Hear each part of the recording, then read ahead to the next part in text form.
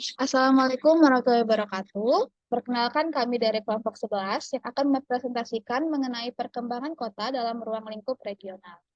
Di sini saya Nabila Cantika sebagai moderator yang akan membantu jalannya presentasi hari ini. Sebelum memasuki materi lebih dalam lagi, kita kenalan dulu dengan anggota kelompok 11. Anggota kelompok 11 itu ada Ibnu Saturaye dengan NPM 35, kemudian ada Wahyu Muhammad Ali Sabirin dengan NPM 38, kemudian ada saya sendiri, Nafas Satika dengan NPM 88. Untuk mengefisiensikan waktu, marilah kita mulai pemaparan materi yang pertama yang akan dilakukan oleh saya sendiri mengenai bagaimana terbentuknya kota-kota di Indonesia. Baiklah, jadi mengenai kota-kota di Indonesia sendiri itu memiliki banyak sekali kota-kota. Contohnya itu kayak kota Bandung, kota Jakarta, atau mungkin kota yang sedang kita tempati saat ini yaitu kota Bandar Lampung. Nah, sebenarnya bagaimana sih kota itu terbentuk? Jadi awalnya itu kota itu merupakan suatu daratan yang luas dan memiliki potensi yang sama dan ditempatkan oleh keluarga-keluarga secara merata. Maka cepat atau lambat terjadi konsentrasi domisili keluarga-keluarga tersebut. Hal ini didasarkan oleh kebutuhan sosial dan kebutuhan ekonomi. Nah, jadi kita ketahui kalau kota-kota tersebut itu tuh awalnya itu suatu dataran yang memiliki beberapa potensi. Contohnya itu kayak potensi geografi yang dapat menjadi mata pencaharian yang menarik keluarga-keluarga untuk bertempat tinggal di dataran tersebut. Nah, karena lambat laun potensi yang dimiliki oleh daratan itu tuh mulai dikenali oleh masyarakat, maka mulai banyak yang tinggal di daerah tersebut. Nah, karena keluarga-keluarga yang tinggal di situ tuh mulai banyak, mereka ini kemudian melakukan yang namanya interaksi yang didasarkan oleh kebutuhan sosial dan kebutuhan ekonomi. Nah, kebutuhan sosial ini kayak berteman atau bersosialisasi atau mungkin gotong royong, dan kebutuhan ekonomi itu kayak melakukan transaksi dan perdagangan. Nah, kemudian konsentrasi domisili didasarkan pertimbangan ekonomi terutama muncul karena bakat dan keahlian yang berbeda yang akan menciptakan spesialisasi produksi. Akan tetapi, masing-masing keluarga hanya dapat menghasilkan produk tertentu dan timbul perdagangan yang terkonsentrasi di suatu lokasi. Nah, jadi yang seperti yang saya singgung sebelumnya mengenai kebutuhan ekonomi, jadi karena keluarga yang ada di suatu daratan itu banyak banget, timbullah suatu interaksi yang melalui perdagangan. Mengapa? Karena suatu keluarga itu hanya memiliki satu keahlian atau spesialisasi. Contohnya itu kayak keluarga A hanya memiliki spesialisasi A, sedangkan keluarga B hanya memiliki spesialisasi keluarga B. Nah, sedangkan kebutuhan yang mereka butuhkan tuh banyak, tidak hanya cuma A atau B saja. Maka terjadilah interaksi jual beli antara keluarga A dan keluarga B untuk memenuhi kebutuhan tersebut. Kemudian karena tujuan manusia dalam mobilitas berbeda, maka timbul persimpangan. Persimpangan yang tumbuh menjadi tempat konsentrasi permukiman memiliki syarat. Satu, jumlah pelalu lintas yang cukup besar. Dua, digunakan sebagai tempat transit. Nah, karena mobilitas yang terjadi antara keluarga satu dengan keluarga lainnya itu sering kali terjadi, makalah timbul namanya persimpangan.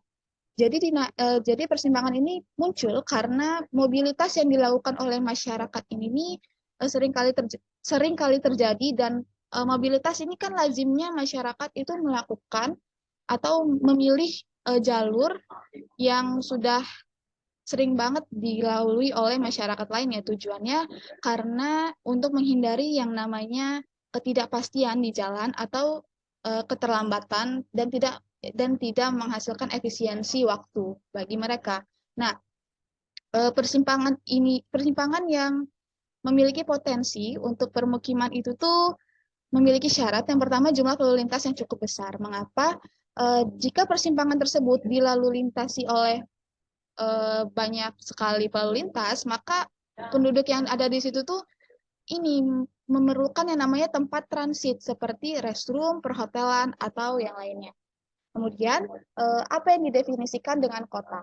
Nah, untuk sebelum membahas mengenai kota, kita perlu mengetahui dulu apa sih perbedaan desa dengan kota. Dari segi luar mungkin desa dengan kota tuh mirip, tapi ternyata desa dengan kota tuh memiliki perbedaan.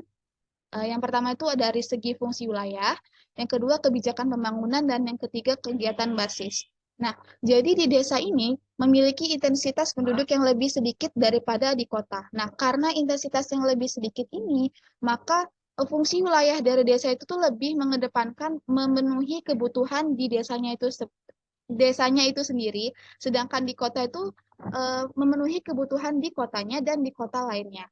Nah, untuk kegiatan basis di desa itu lebih ke sektor penghasil barang. Contohnya itu kayak industri, pertanian, dan pertambangan. Sedangkan di kota lebih ke sektor kayak perdagangan atau jasa. Nah, karena kegiatan basis dan fungsi wilayah di antara desa dengan kota ini berbeda, maka pemerintah juga menetapkan kebijakan pembangunan yang berbeda antara desa dengan kota. Tujuannya untuk menetapkan kebijakan yang lebih sesuai dengan lingkup regional desa dengan kotanya.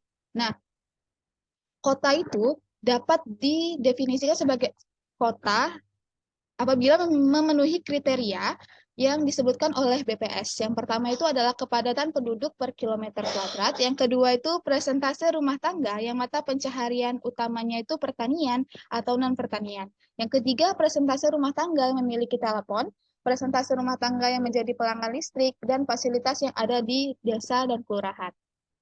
Nah, tidak hanya kriteria tersebut, ternyata suatu dataran itu dapat dikatakan sebagai kota apabila mereka memenuhi apabila mereka memiliki fasilitas-fasilitas yaitu antara lain pusat perdagangan, pusat pelayanan jasa baik perorangan maupun jasa perusahaan, kemudian tersedianya prasarana perkotaan, tersedianya pusat penyediaan fasilitas sosial, pusat pemerintahan, pusat komunikasi dan pangkalan transportasi. Dan yang terakhir itu lokasi permukiman yang tertata.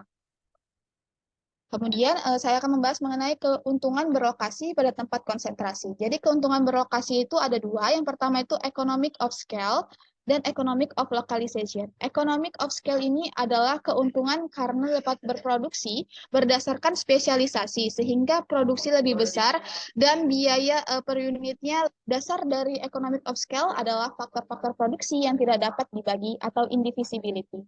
Kemudian yang economic of localization adalah keuntungan karena di tempat itu terdapat berbagai keperluan dan fasilitas yang dapat digunakan oleh perusahaan. Pusat konsentrasi juga sebagai pusat perdagangan, baik untuk memperoleh bahan baku maupun menjual barang yang diproduksi. Sekian materi dari saya. Materi selanjutnya akan dipaparkan oleh Ibnu. Kepada Ibnu, dipersilakan. Oke, baik. Terima kasih, Nafra. Materi selanjutnya adalah hubungan antar kota dengan wilayah belakangnya. Bentuk hubungan antar kota dengan wilayah belakangnya ini terbagi menjadi tiga. Yang pertama adalah kota generatif. Kota generatif adalah kota yang menjalankan berbagai macam fungsi baik untuk dirinya sendiri ataupun untuk daerah belakangnya, sehingga saling bersifat menguntungkan satu sama lain. Kota-kota ini membutuhkan bahan makanan, bahan mentah, ataupun tenaga dari daerah belakangnya. Dengan kata lain, kota ini akan menyerap produksi daerah pedalaman dan sekaligus menyediakan kebutuhan daerah pedalaman. Perkembangan kota akan meningkatkan daya serap terhadap produk pedalaman sehingga kedua belah pihak akan berkembang dengan sejajar. Yang kedua adalah kota parasitif. Kota parasitif adalah kota yang tidak banyak berfungsi untuk menolong daerah belakangnya, dan bahkan bias untuk mematikan berbagai usaha yang mulai muncul di daerah belakangnya. Kota parasitif umumnya adalah kota yang belum banyak berkembang di industri dan masih memiliki sifat daerah pertanian, tetapi juga memiliki daerah perkotaan sekaligus. Kegiatan industri atau kerajinan yang bersifat duplikatif dengan apa yang dapat dilakukan oleh orang pedesaan. Yang ketiga adalah kota yang bersifat enclave atau tertutup. Kota yang bersifat enclave ini adalah kota yang berkembang namun tidak mengharapkan input dari daerah sekitarnya, namun berdasarkan daerah dari luar. Dalam hal ini kota adalah enclave, yakni terpisah satu sama lain dari daerah sekitarnya. Kota yang bersifat enclave sering terjadi pada kota atau pemukiman pertambangan besar, di mana tingkat kehidupan antar pemukiman dengan di luar pertambangan sangat mencolok perbedaannya. Next.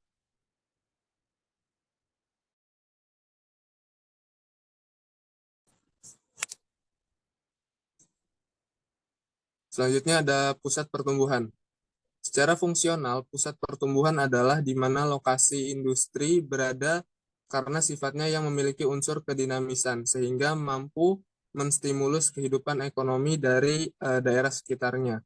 Secara geografis, pusat pertumbuhan adalah lokasi yang memiliki fasilitas sehingga menjadi pusat daya tarik sehingga banyak penduduk yang ingin memanfaatkan fasilitas tersebut untuk melakukan sesuatu. Salah satunya adalah kegiatan ekonomi. Next. Ada beberapa ciri dari pusat pertumbuhan ekonomi. Yang pertama adalah adanya hubungan internal di berbagai kegiatan ekonomi. Hubungan internal ini menentukan pergerakan sebuah kota karena adanya keterkaitan antar satu faktor dengan faktor lainnya. Jadi salah satu faktor tumbuh akan mendorong faktor lainnya ikut tumbuh. Pertumbuhan ini tidak terlihat pincang di salah satu faktor yang tumbuh dengan cepat, tidak akan berdampak buruk pada sektor lainnya, kecuali jika itu sebuah kota dengan fungsi perantara. Pada kota perantara tidak terdapat banyak pengolahan yang menciptakan nilai tambah, jika ada pun hanya bersifat sementara. Seleksi dan pembungkusan sehingga sedikit sekali interaksi dengan sektor lain di kota tersebut. Yang kedua adalah adanya efek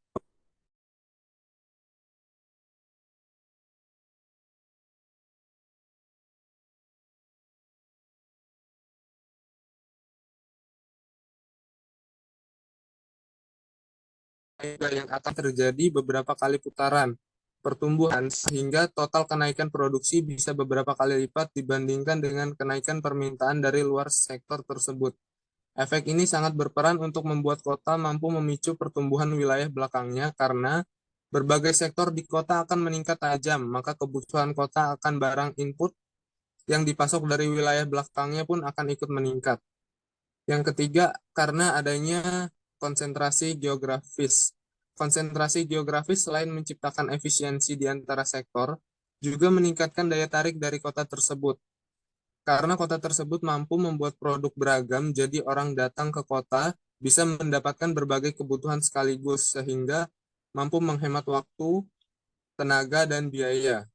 Yang keempat adalah bersifat mendorong wilayah belakangnya.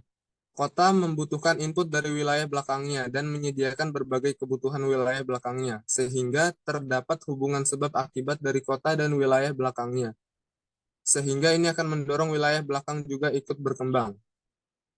Next.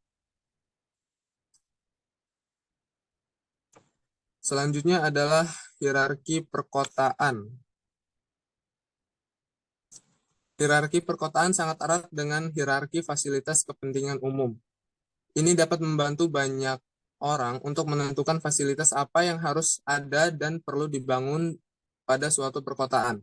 Fasilitas kepentingan umum bukan hanya menyangkut jenis, tapi juga pelayanan dan kualitasnya. Maka diperlukan peraturan agar terdapat efisiensi biaya pembangunan dan perawatan fasilitas yang tidak berlebihan. Semakin besar suatu kota, maka akan semakin beragam fasilitas yang disediakan, sehingga makin luas wilayah yang dapat dipengaruhinya. Selain itu, wilayah belakang kota yang semakin besar juga memiliki kota kecil. Apabila kota kecil itu tergantung dari kota yang lebih besar itu, maka kota kecil tersebut termasuk dalam wilayah yang dipengaruhi oleh kota yang lebih besar. Cara melihat batas pengaruh dari dua kota yang berdekatan dan berlainan orde adalah dengan menggunakan rumus breakpoint yang diambil dari teori Hartshorne. Rumus breakpoint adalah D di mana jarak kedua kota tersebut dibagi dengan penduduk kota Z yang lebih besar dibagi dengan jumlah penduduk kota Y yang kotanya lebih kecil. Misalnya jarak kota A dan kota B adalah 30 km. Lalu penduduk kota A adalah 90.000, sedangkan penduduk kota B adalah 30.000, sehingga breakpoint dari kedua kota tersebut adalah 10,99. Next.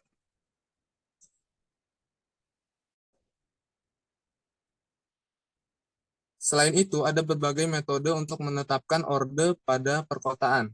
Yang pertama, jika hanya menggunakan variabel penduduk, maka ada beberapa metode. Yang pertama adalah metode Christaller. Christaller berpendapat bahwa perbandingan jumlah penduduk antar kota orde yang lebih tinggi dengan orde yang lebih rendah adalah 3 kali lipat.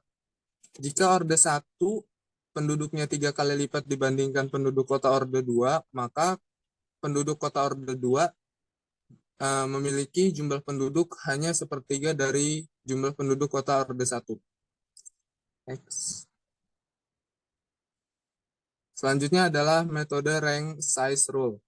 Dalam metode ini, menetapkan orde perkotaan digunakan rumus PN, di mana PN adalah jumlah penduduk kota orde ke N, dapat dicari dengan jumlah penduduk kota terbesar di wilayah tersebut dikali dengan jumlah orde kota pada tingkat yang lebih rendah. Artinya, rumus ini menggambarkan jumlah penduduk kota ke N adalah setengah dari jumlah penduduk kota orde yang paling tinggi. Next. Yang ketiga adalah metode ZEP. Metode ZEP ini menggunakan rumus jumlah penduduk kota terbesar dibagi dengan orde ranking kota tersebut.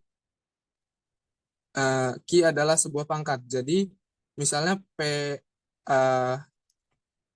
misalnya PN adalah 5.000, PI-nya 135.000 dan N-nya adalah 4, maka dapat dihasilkan PQ sama dengan 135.000 dibagi 5.000 sama dengan 97.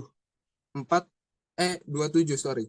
4 log Q sama dengan log 27. Maka 4 log Q sama dengan 1,43637. Log Q sama dengan 0,357841. Sehingga diantilogkan, maka Q-nya adalah 2,279507. Dengan demikian, jika menggunakan rumus ZIP, ini akan didapatkan PN sama dengan 135.000 per N pangkat 2,279507.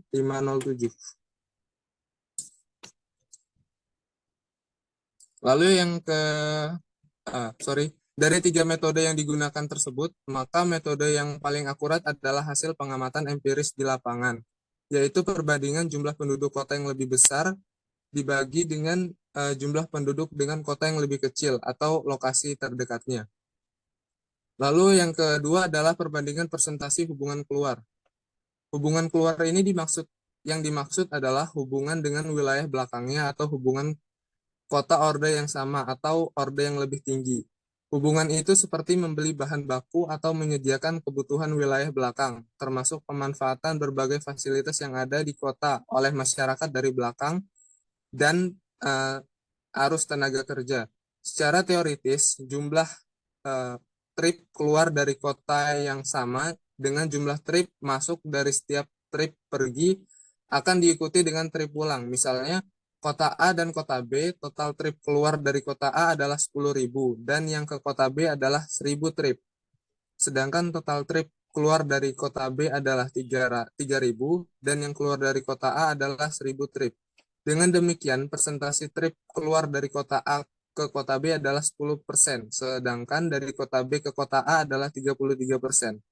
Jadi kota A memiliki orde yang lebih tinggi dibandingkan kota B karena persentasenya yang lebih kecil, yang berarti penduduk kota A tidak bergantung lebih besar daripada penduduk kota B ke kota A. Sekian presentasi dari saya kembalikan ke moderator. Baiklah, terima kasih kepada Ibnu. Pemaparan materi selanjutnya akan dilakukan oleh Wahyu. Kepada Wahyu, dipersilakan. Oke, yang selanjutnya ada gangguan beberapa variabel. Yang pertama itu adalah jumlah penduduk perkotaan. Lalu yang kedua adanya banyaknya fasilitas yang dimiliki seperti luar pasar, luar kompleks pertokoan, jumlah fasilitas pendidikan, jumlah fasilitas kesehatan, beragam jasa yang dimiliki seperti jasa bank, jasa asuransi, dan jasa perbengkelan, dan lainnya. Lalu tingkat aksesibilitas dari kota tersebut terhadap kota terdekat yang memiliki orde lebih tinggi di wilayah itu. Yang pertama itu ada faktor jumlah penduduk, lalu ada faktor banyaknya fasilitas dan tingkat aksesibilitas. Next.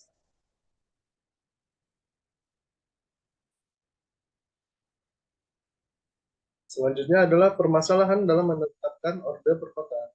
Jadi salah satu tujuan menetapkan orde perkotaan itu adalah agar dapat diperkirakan wilayah pengaruh dari kota tersebut Dengan demikian, dapat diperkirakan jenis dan tingkat atau mutu fasilitas kepentingan umum apa saja yang perlu dibangun di kota tersebut, baik untuk melayani penduduk kota itu sendiri maupun penduduk belakangnya yang sering datang ke kota tersebut. Jadi ada beberapa permasalahan umum yang mungkin muncul dalam proses orde perkotaan. Yang pertama itu adalah pertumbuhan populasi yang cepat. Jadi banyak kota menghadapi pertumbuhan populasi yang cepat yang dapat menghasilkan tekanan besar pada infrastruktur dan sumber daya. Lalu yang kedua adalah penggunaan lahan yang tidak teratur. Dalam beberapa kasus, pengembangan kota terjadi secara tidak teratur dan tanpa perencanaan yang memadai. Akibatnya ada kepadatan yang tidak merata, dengan beberapa area menjadi terlalu padat dan area lain mungkin terlalu jarang dihuni. Dan yang ketiga, adanya transportasi yang tidak efisien. Masalah transportasi seringkali menjadi perhatian utama dalam perencanaan perkotaan. Kepadatan lalu lintas, kurangnya aksesibilitas, dan sistem transportasi yang tidak efisien dapat memperlambat pertumbuhan perkotaan. Lalu yang keempat, adanya ketimpangan sosial dan ekonomi. Perkotaan seringkali menghadapi ketimpangan sosial dan ekonomi yang signifikan. Ada perbedaan dalam akses terhadap layanan publik, fasilitas kesehatan, pendidikan, dan lapangan kerja. Dan yang kelima adalah masalah lingkungan. Perkotaan dapat memiliki dampak besar pada lingkungan, termasuk polusi udara dan air, kerusakan habitat alami, dan degradasi lingkungan. Dan yang terakhir, adanya partisipasi masyarakat yang terbatas. Jadi dalam beberapa kasus, masyarakat lokal mungkin tidak terlibat secara aktif dalam proses penetapan orde perkotaan. Ini dapat mengarah pada ketidakpuasan dan konflik dengan kebijakan perkotaan yang diadopsi. Next.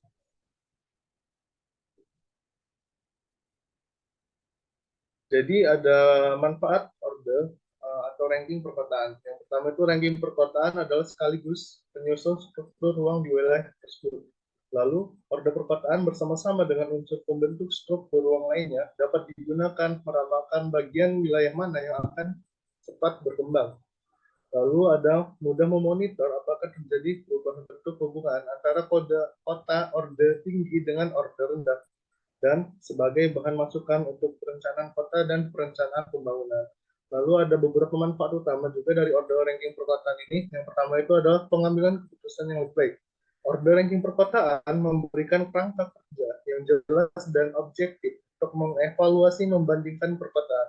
Dengan memiliki peringkat yang terukur, pembuat kebijakan dapat mengambil keputusan yang lebih baik dan mengalokasikan sumber dayanya dengan lebih efisien.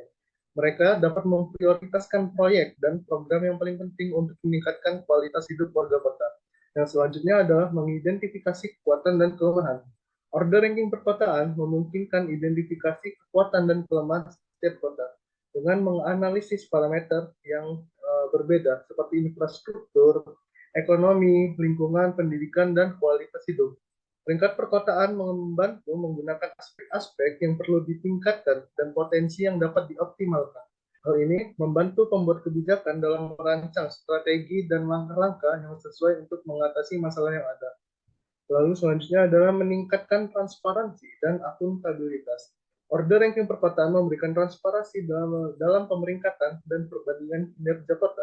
Hal ini memungkinkan masyarakat dan pemangku kepentingan lainnya untuk melihat bagaimana kota mereka berkinerja dibandingkan dengan yang lain, dan untuk memperoleh pemahaman yang lebih baik tentang kebijakan dan tindakan yang diambil oleh pemerintah setempat. Yang terakhir adalah menarik investasi dan pengembangan ekonomi. Orde ranking perkotaan ini dapat menjadi alat yang efektif untuk menarik investasi dan pengembangan ekonomi. Peringkat yang tinggi menunjukkan kondisi yang kondusif untuk bisnis dan investasi, sehingga dapat mempengaruhi keputusan perusahaan atau investor dalam memilih lokasi untuk beroperasi dan berinvestasi. Sekian presentasi dari saya kembalikan ke moderator. Baiklah, terima kasih kepada Saudara Wahyu.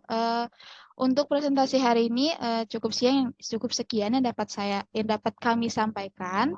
Apabila ada salah dalam ucapan, kami ucapkan maaf, dan apabila ada yang baik,